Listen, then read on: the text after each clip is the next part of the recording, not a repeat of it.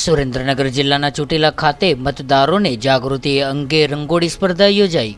આગામી લોકસભાની 2024ની ચૂંટણી અંતર્ગત રંગોળી બનાવવામાં આવી હતી, જેમાં રંગોળીમાં ભાગ લેનાર વિજેતાઓને પ્રોત્સાહિત ઇનામ અને પ્રમાણપત્ર આપીને સન્માનિત કરવામાં આવ્યા હતા।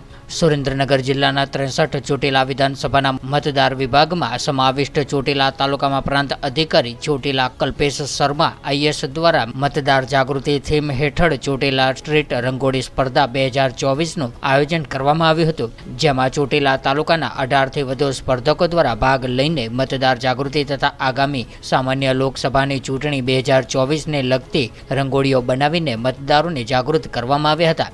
ત્યારે આજની ચોટીલા સ્ટ્રીટ રંગોળી સ્પર્ધા સફળ અને સર્જનાત્મક રહી હતી।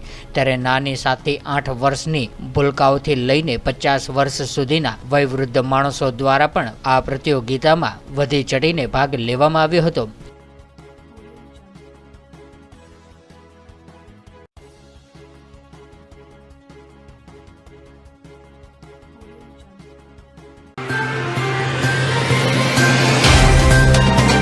तो व्हाट्सएप, ट्विटर, फेसबुक, इंस्टा जहाँ भी आपका अकाउंट है, इसे शेयर बटन के द्वारा वहाँ पर शेयर करें।